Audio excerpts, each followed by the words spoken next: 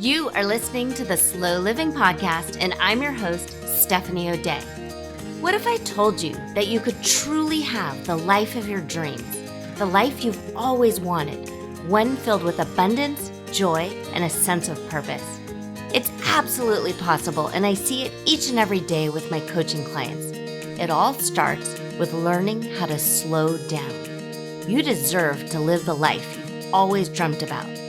Let's get started. So if you're a fan of the podcast, you're going to absolutely love the book. Slow Living, Cultivating a Life of Purpose in a Hustle-Driven World is now available wherever books are sold. Buy it for yourself, your children, your friends, and your neighbors. You can get all the juicy details at stephanieoday.com/slow living book. Trust me, this is hands down the best $20 you'll ever spend. Hi there, everyone, and welcome back to the Slow Living Podcast. We are on episode 165, and I am your host, Stephanie O'Day, and I'm so grateful to have you here. Deep breath in, deep breath out. Today, we are going to dive into 3 fascinating and often misunderstood concepts. And they come up in psychology, and they also come up in my coaching world. And I really enjoy kind of geeking out when I think about these concepts. And so I wanted to share them with you today. And they are about code switching, masking, and authenticity. So these are things that many of us do every day, and sometimes without even realizing it. And while they can seem contradictory to living an authentic life on purpose, the way I teach in the Slow Living book and through the podcast, actually, they're a lot more complex and more useful than how they may appear when you first get introduced to these concepts. If you are new here, welcome. And please do not think you are behind in any way. This is actually the last episode I'm going to record in 2024. And then we're going to have a few encore episodes. And then we're going to tiptoe into 2025. But there are 164 episodes for you to scroll through and listen to anything that jumps out to you. That's there. That's your sign. And follow it. Follow that whim and follow that nudge. You do not need to listen or learn in any order. Wherever you are right now, you are not behind. And I am so thankful that you're here. If you're a regular listener, thank you. Thank you for being here. The Slow Living community is all about learning to approach our lives, our goals, and even self-care in a way that feels sustainable and nurturing. So grab a drink, settle in, and let's explore these concepts together. Okay, so some quick kind of down and dirty definitions. I pulled out my psychology books, and I'm also in the process of being yoga certified. So a lot of these things kind of come up through my yoga certification. And within the course that I'm taking, there's a lot of trauma awareness training with it. I'm going through the Breathe for Change yoga certification, and it's mostly geared towards educators. And there's a lot of SEL, which is socio-emotional learning that happens in schools. And so through this yoga training, the idea is eventually, if I wanted to, I could teach either grown-ups or children. But there was a big awareness that kind of got reawakened within me when they started talking about code switching and masking. And I started thinking about, okay, so there's code switching and masking, and sometimes we do it all the time. And then here, what we talk about an awful lot is authenticity in the Slow Living podcast, and being who you are and owning that and owning all of the stuff, even the stuff in the shadows that you might not like about yourself. I want you to own it and love on it. Okay, so here's some down and dirty kind of psych definitions. And you absolutely can fact check me. This is my interpretation of it. Okay, so code switching refers to the way that you adjust language, tone, and behavior to suit different environments. So, for example, you might speak one way at work, and another day, another way with friends, and another way at home, another way at church. Perhaps you step into a code switching kind of on autopilot when you step into your childhood home, and immediately you actually sort of feel like a child again, even though you are a full-fledged grown-up. Code switching can be incredibly helpful when navigating different social contexts, and most of us do it naturally without even realizing. So, in my day job, I am Mrs. O'Day, who's a school site secretary. And when I am in my Mrs. O'Day role, for instance, I don't swear. I certainly don't swear at the children. I try not to swear at the parents in any way. I might have some thoughts, but I don't say them out loud. But then as soon as someone leaves and it's just me and my friends again and my coworkers, I just can, maybe if I wanted to swear, I do it right then and there. But that's what code switching is. It's stepping into a role in a really natural way. So it's like when you were a teenager at home and you're goofing around with your friends, but your parents come home, you immediately kind of stand up straight and brush the crumbs off of your lap. That's type of thing. Now, masking is a bit different. Masking is when we consciously or unconsciously suppress parts of ourselves in order to fit in or avoid judgment. It can be as subtle as pretending to enjoy a social event because everybody else does, or as major as hiding personal struggles because we think we won't be accepted. So I don't know about you, but I personally have masked in different social events when I don't necessarily like something that my friend group at the time was really into.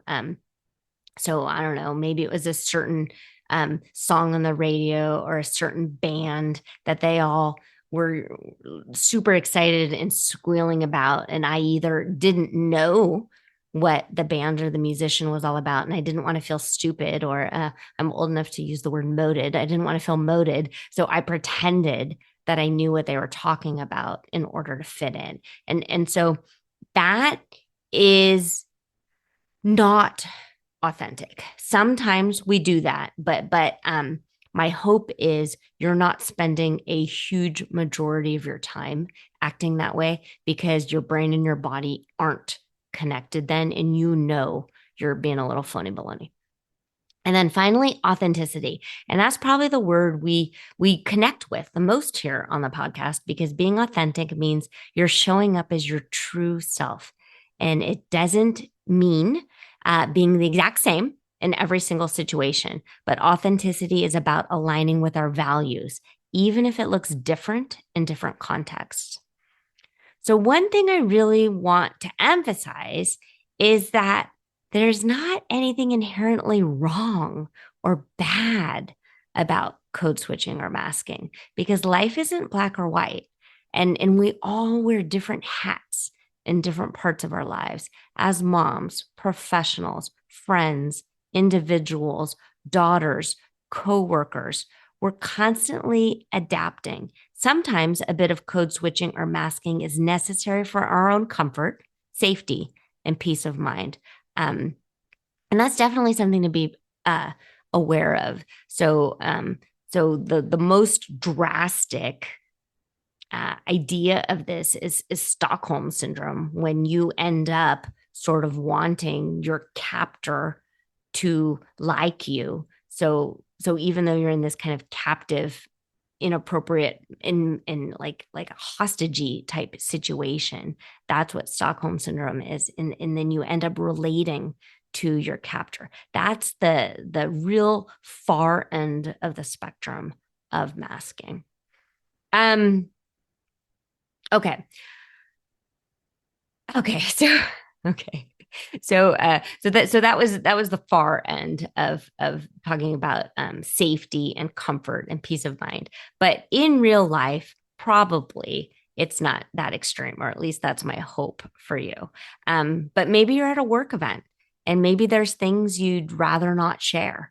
And perhaps you adjust your tone or the topics you are talking about to fit into that environment. And that's perfectly okay. We're coming up on the holidays. And if you're with your family, maybe instead of debating politics or debating a topic you feel super strongly about, you decide to let it go and stick to simple topics for the sake of harmony. And that's okay. These are not acts of betrayal to our true selves. They're adaptations and they're ways we navigate a world while still staying true to your intentions and goals. It's not about being fake or phony or dishonest. It's about knowing when, where, and how much of ourselves to share. This came up, what comes up pretty often in my own home, because my children smack their lips while they chew, and God almighty, it drives me nuts. And yes, this is their home and they should be relaxed and they should be able to eat however they want. But also the sound of it drives me nuts. And so I have tried to teach them to have proper manners and close their lips while they're chewing. They now have all assured me that they don't eat that way around grandma. So that's great. And they know that if they're in a guest's home or in a fancy restaurant, they have good manners. But if they just want to eat their food in front of the TV and watch it and smack their lips, it's okay, mom. It's okay. So I I have had to sort of relax my expectations in that regard because I do want my kids to feel comfortable in their own home, and I don't want them to feel like they have to constantly mask or walk on eggshells around me. Okay. So why is awareness the key? If these behaviors aren't bad, why am I talking about them today? And why should we think about them at all? The answer is awareness. Just because code switching and masking can be useful, it doesn't mean they're necessarily always the healthiest choice. And sometimes we fall into patterns when and we end up masking too much, or we're code switching in ways that leave us feeling disconnected, exhausted, kind of as if you're on and you're playing a role all of the time. And that, after a while, can lead to feelings of burnout. And we've discussed that many times here.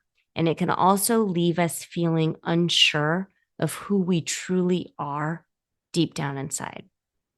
So the key is to bring these behaviors into your day-to-day awareness and ask yourself, am I code switching because it's useful right now? Or am I code switching because I feel like I have to? Am I masking a part of myself in this situation because it feels safer to do it? Or am I masking right now because I am fearful of shame? Okay, those are some pretty deep and heavy questions. Slow living is all about moving with intention in a way that's like moving forward and being thoughtful of how you show up in different spaces. And it's about finding balance between adaptability and authenticity. So many of us step into a role at work, and depending on who we're around, sometimes that role at work can feel really phony. And we're so spent that by the end of the day, all we want to do is come home and have nobody talk to us and curl up in a ball and become one with the couch and be left alone. If you find that on a day-to-day basis, you are hiding so much of yourself that you aren't able to nurture who you are deep down inside. You're not able to have the hobbies and the sparks of joy that makes getting out of bed in the morning exciting. Okay, that's data. That's something to pay attention to. And maybe as we finish up this calendar year and you decide on purpose what role you're going to step into for yourself in the next calendar year, it's something for you to work on. Okay. So let's decide and let's talk about how to integrate these kind of three different ideas into our daily lives in a balanced way. And I like to think of it as creating flexibility. And we all know that I really like yoga. But it's not about being flexible in a bendy way. And it isn't about being the same kind of rigid person no matter what on who you are. So that's kind of sometimes a symptom of neurodivergency or autism, in that you can't code switch. You can't read the room. You can't realize that even though you are bursting with great news and you had an amazing breakthrough at work or in your studies, and you're coming home and everybody is on the couch and everybody's looking solemn and they're looking down at their hands, and you could feel heaviness in the air, and you decided to censor yourself and not share your exciting, magical, amazing breakthrough because you've read the room and you realize that not now, this is not the time, this is not the place. That is okay. That's part of being a human. That's part of being flexible. It's not being the same person with everyone everywhere, but it's about being the right version of yourself in a situation while still being connected to your core values. So here is one kind of journaling exercise you can try if you're looking to bring more awareness to your day-to-day interactions. First off, before you enter a room, a situation, a party, event, think about the different roles that you play in life as a parent, friend, professional, community member. In each of these roles, ask yourself, what feels most authentic to me here? How do I want to just show up? So sometimes, and it was especially true when I worked for myself at home. And I was mostly a stay at home mom, but I was also a stay at home mom who wrote recipes and had an online site and wrote books and all of these things. I would go to parties, and if someone said, "So what do you do?" I didn't know how to respond and I felt on the spot. So, what I'm asking for you to do is to reflect. And so, before you go into a party such as the one I'm describing, think ahead. Think a few steps ahead. How are you going to answer that question?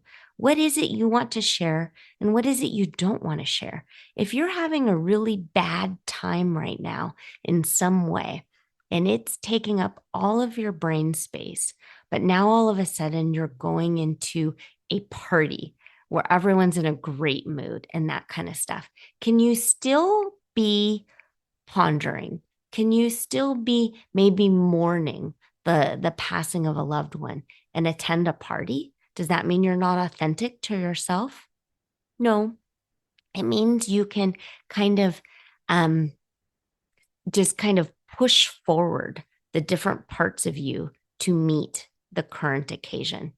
And then notice on purpose your code switching and your masking, and pay attention to when this is happening. And you don't need to judge yourself, just observe. Where do you feel the most comfortable being fully yourself? Who are you around when you are the most comfortable being fully yourself? My hope is you're this way around your spouse and around your very closest friends. But if you're not fully you amongst your own people, your own core people, pay attention to that. So, where do you find yourself on a daily basis shifting the most? And then think about it. Are these shifts serving you or are they depleting you? Are you feeling drained by the people you're around the most, or are they uplifting you? And then let's set some intentions for how to be a little bit more you, a little bit more authentic, and decide how you'd like to adapt in different settings in a way that honors who you are. If there's settings where you feel particularly masked, maybe experiment, maybe be curious and see what would happen if you showed just a little bit more of your true self. Maybe it's sharing a personal insight, or maybe it's adjusting your tone slightly less than you usually would. One thing I really want to point out is I am not a fan of forced vulnerability. I talk about it an awful lot in the Simple Shortcuts to Peace course because we have these group monthly calls. And if you're interested, now I'm off topic, but if you're interested in learning more about Simple Shortcuts to Peace, you can join at any time. Yes, we will have a new cohort for 2025. That said, once you're in the course, you're in the course forever and ever and ever. I will never kick you out. And we do meet once a month. And it's a great way, fantastic way to meet other like-minded people. And you can find all that information at stephanieodea.com/peace. But we talk about forced vulnerability and we talk about icebreakers. I never ask anyone in a group call to turn their camera on. Nope. If you want to listen and learn and multitask and fold laundry, do it. I will never ask you to unmute yourself. I will never ask you to share. If you are in a work environment where you go to meetings and you're forced to be vulnerable and you're forced to share, like two secrets and a truth, or two truths and a lie, or something like that, and the people you're around are not your friends, and you know you need to mask around them or they will poke at you, or maybe you won't be up for the next promotion, and yet you're in this environment where they're wanting you to have fake vulnerability. Mask. Decide on purpose that these are your coworkers, not your friends. And if you get hit by a bus tomorrow, maybe someone close will be sad and maybe you will be missed for a little while, but they're also going to put a help wanted ad in the paper or online or indeed.com or whatever it is very shortly. The only people who really will notice your disappearance is your family and the people that you are the closest to. So please be aware that in general, coworkers are not your friends. They're just your coworkers. And if you are looking to be a more authentic version of yourself and adapting in this way, choose wisely. Choose wisely who you're going to do this around, because I have had it happen personally, and I have seen it happen way, way, way, way too many times with my coaching clients, that someone says something at work that they thought was confidential in a kind of like group setting, vulnerable setting, and someone then uses it against them later. I don't want that for you. Okay. So wrapping up and looking ahead to this next year, I'd like to encourage each of you to think about how you might want to step into this new year with a renewed sense of authenticity. And it doesn't mean you're suddenly going to stop code switching and you're never, ever going to mask again, because these are still valuable tools. But as we move into the theme of reinventing and deciding on purpose who you're going to be, I invite you to think about how you want to reinvent your relationship with authenticity. And consider maybe that part of reinvention might be redefining the different selves you bring into the world.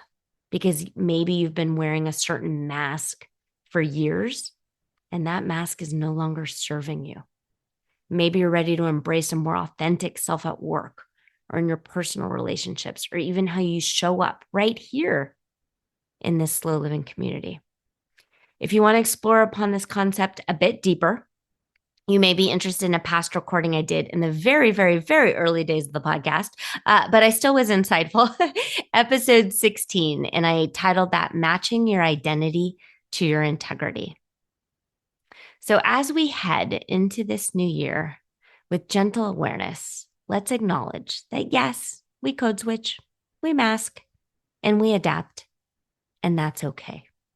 And let's give ourselves permission to connect more deeply when we're ready and when we're comfortable to do so with who we truly are, and let a little bit more of that authenticity shine through in the moments and the spaces that feel safe and right.